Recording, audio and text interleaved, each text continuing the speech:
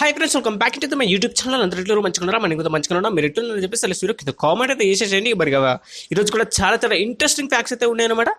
Last and final fact ఏదైతే ఉందో అది నా ఫేవరెట్ ఫ్యాక్ట్ అయితే ఉంటుందన్నమాట. అది ఎప్పటికి కూడా మిస్ అవ్వకుండా చూడండి, చాలా ఎండ్ వరకు చూసే ప్రయత్నం అయితే చేయండి. ఇక మరి ఈ ఫస్ట్ ఫ్యాక్ట్ ఇంకా మనం చూసుకున్నట్లయితే మన ఈ ప్రపంచంలోనే లాంగెస్ట్ అంటే లైక్ ఒకటే సీదా సాదుగా ఉన్నటువంటి రోడ్ ఏదైనా ఉంది అంటే ఒకటి ఉంది. ఆ రోడ్ ఏదంటే మాత్రం ద హైవే 10 అనేటువంటి రోడ్డు. ఇది సౌదీ అరేబియాలో ఉందన్నమాట. ఇది నెక్స్ట్ లెవెల్లో ఉంటుంది అనమాట. 255 కిలోమీటర్ల దూరం అయితే ఉంటుంది అనమాట. స్ట్రైట్ లైన్, ఎక్కడ కూడా వంకలు గింకలు ఏమి ఉండవు.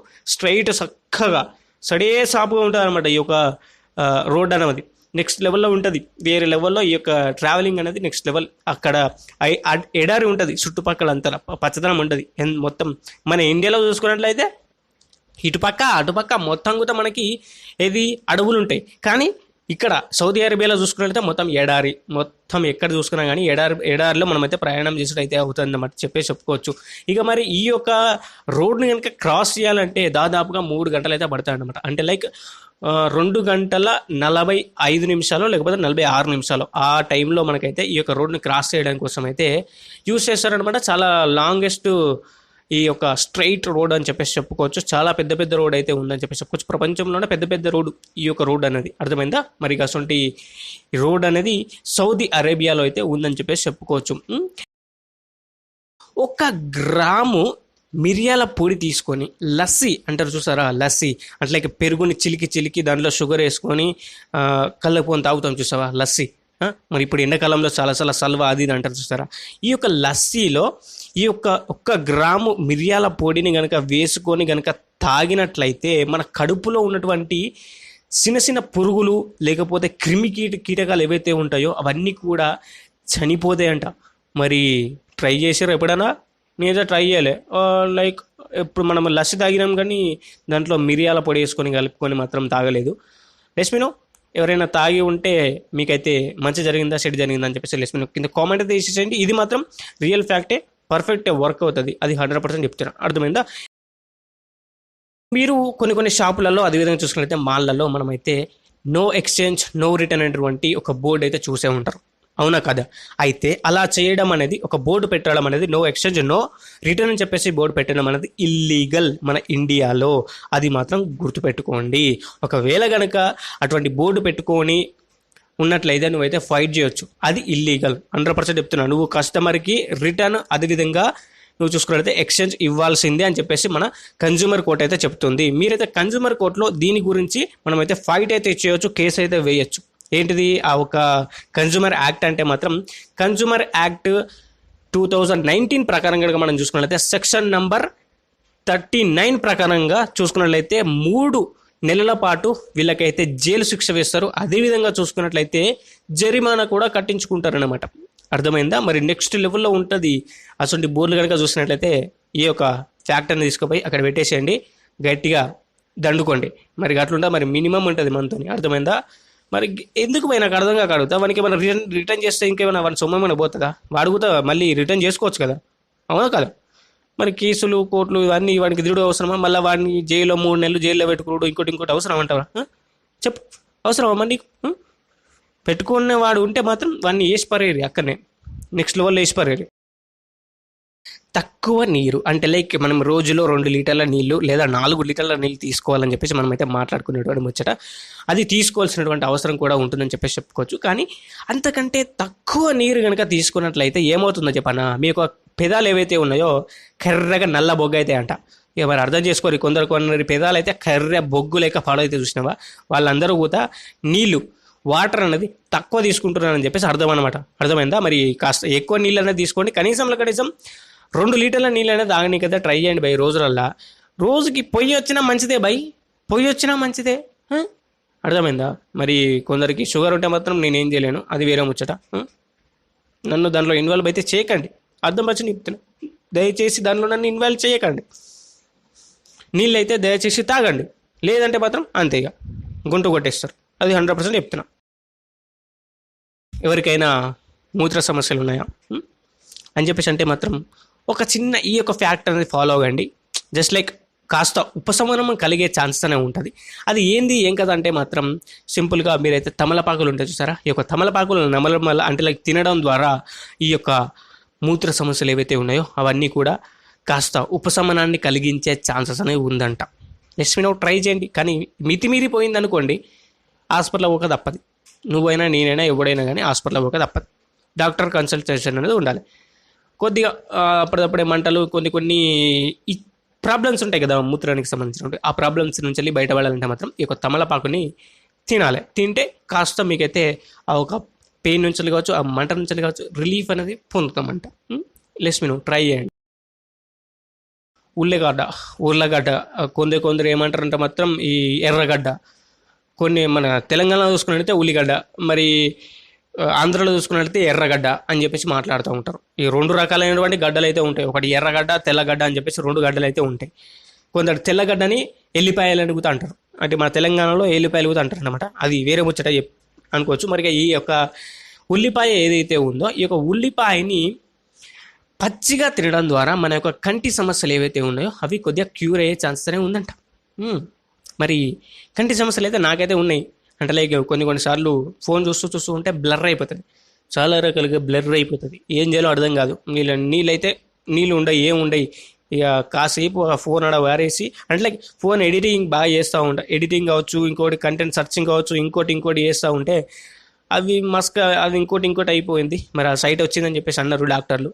దానికి ఎటువంటి ప్రికాషన్స్ అయితే తీసుకుంటలేను. రెస్మినో తీసుకోవాలని చెప్పేసి ఉంది, కానీ కాస్త అట్లా అని చెప్పేసి కాస్త లేట్ అవుతుందన్నమాట. అది ఇంకింత ఎక్కువ పెరుగుతుంది కానీ తగ్గట్లేదు.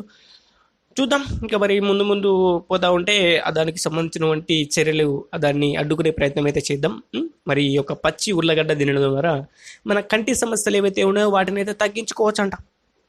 లెట్స్ వినో తగ్గించుకుందాం, నీకుతో తగ్గించుకుంటాం. ప్రతిరోజు కూడాను మీరు ఒక 10 నిమిషాలు పొద్దున వాకింగ్ చేసేటటువంటి అలవాటు ఎవరికే ఉంది? ఎవరికి ఉంది చెప్పు, కింద కామెంట్ చేయరు. నాకైతే ఉన్నది. నేనైతే పొద్దున్న లేస్తే కొద్దిగా 2 బరువులు ఎత్తి ఒక 10 కేజీల వంటి 2 డంబెల్స్ ఆడ ఎత్తి ఆడ వారేసి ఒక 10 నిమిషాలు అట్లా తిరిగి ఇది చేస్తూ ఉంటా. ఇక మరి ఇట్లా వామప్ చేసి కొద్దిగా బరువులు ఎత్తేటోళ్ళకు చాలా ఆరోగ్యంగా ఉంటారంట పొద్దుగాల. ఏది 12ంటికి 2ంటికి అట్లా కాదు భయ్, పొద్దుగాల లేచి ఒక్క 10 నిమిషాలు అటు ఇటు నడిచినా చాలంట. 10 నిమిషాలు అటు ఇటు నడిస్తే నువ్వు ఆరోగ్యంగా ఉండడానికి చాలా రకాలైనటువంటి బెనిఫిట్స్ అయితే ఉంటాయంట పొద్దున 10 నిమిషాలు నడవడం ద్వారా. మరి పొద్దున లేచే అలవాటే మనకు లేదు. మరి పొద్దున నడవడం అనేది అది ఇంకొక స్టెప్ అనుకోండి, అది ఇంకొక జన్మలో అవుతుంది అని చెప్పేసి అనుకుందాం. మరి ఎవరెవరైతే పొద్దున్న లేస్తున్నారో వాళ్ళకు రోజు అలవాటు అయితే ఉంటుంది. ఆడికి నడవడం, ఈడికి నడవడం, పాలు తేవడం, ఇట్లా చేయడం అట్లా చేయడం. మన పల్లెటూరులో ఉంటే మాత్రం అది పొద్దున్న లేచి అటు పోవడం ఇటు పోవడం, ఇది చేయడం అయితే చేస్తాం. అది వేరే ముచ్చట అనుకోండి. ఒకవేళ ఇంకా సిటీలో ఉంటే మాత్రం అది వాడు లేచేదే 2ంటికి లేకపోతే 12ంటికి, మ్యాక్సిమం 10ంటికి లేస్తాడు, లేదంటే 11ంటికి. ఇక ఎక్స్ట్రీమ్లుగా వెళ్ళకపోతే మరి 2:30, 3 అవుతుంది ఒక్కొక్కసారి లేచే వరకు. మరి అసంటప్పుడు ఆరోగ్యంగా ఇక్కడ ఉండవు కదా. మరి అసంటి వాళ్ళు ఏం చేస్తారంటే నైట్లో మనకైతే ఆడికి ఈడికి జిమ్లకు ఆడికి ఈడికి పోతూ ఉంటారు. మరి వాళ్ళని ఏమనాలో ఎట్లనాలో నాకైతే తెలియదు. ఇక మరి మీ ఇష్టం, మీ ఆరోగ్యాన్ని మీరే చెడగొట్టుకుంటారని చెప్పేసి తెలుసుకోవచ్చు ఇక్కడ. మరి ఈ యొక్క ప్రపంచంలోనే అత్యంత ఎత్తైనటువంటి జీవి ఏది? అందరికీ స్ట్రైక్ ఏంది అంటే లైక్ ఈ ప్రపంచంలోనే టాలెస్ట్ జీవిని ఇంగ్లీష్లో ఏమంటారు నాకు అర్థం కాలే. అదేమో అంటారు కదా, లైఫ్ అంటాను. టాలెస్ట్ ఎనిమల్ ఏది? ఈ ప్రపంచంలోనే టాలెస్ట్ ఎనిమల్ ఏది అని అంటే మాత్రం టక్కున గుర్తొచ్చేది జిరాఫీ, అవునా కదా? మరి ఈ యొక్క జిరాఫీ యొక్క గుండె బరువు ఎంత ఉంటుంది అనుకుంటున్నారు? అదే పెద్ద ఇంత పొడుగు ఉంటుంది కదా, మరి దాని యొక్క గుండె ఎంత బరువు ఉంటుంది అనుకుంటున్నారు? దాదాపుగా 25 కిలోలు ఉంటుందట.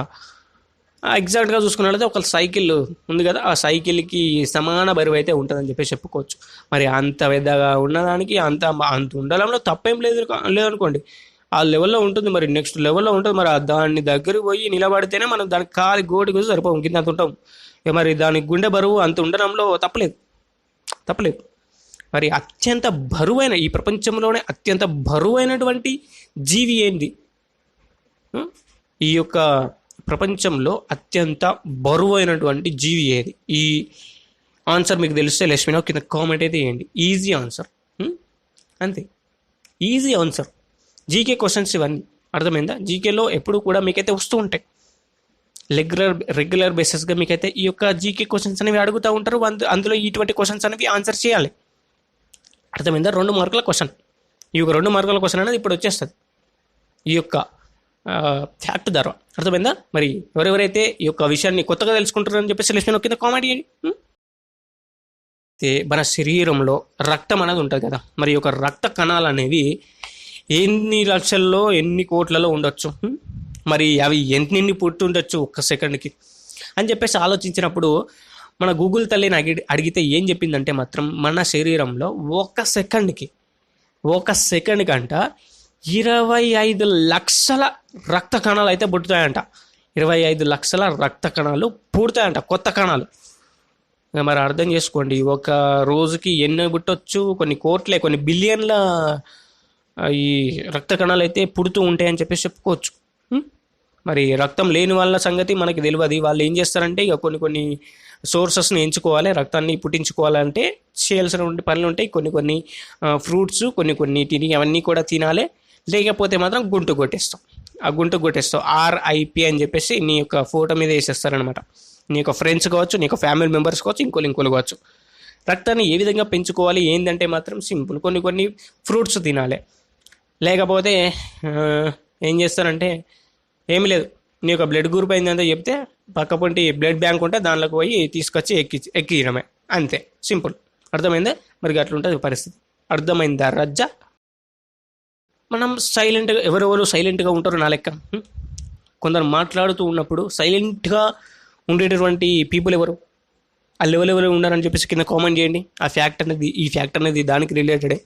ఎందుకంటే మాత్రం మనం ఎప్పుడైనా కానీ సైలెంట్గా ఉన్నట్లయితే మనం ఎక్కువ విషయాలని గ్రహిస్తామంట. ఏది ఎక్కువ విషయాలను మనం తెలుసుకునేందుకు అవకాశం అనేది ఉంటుందంట.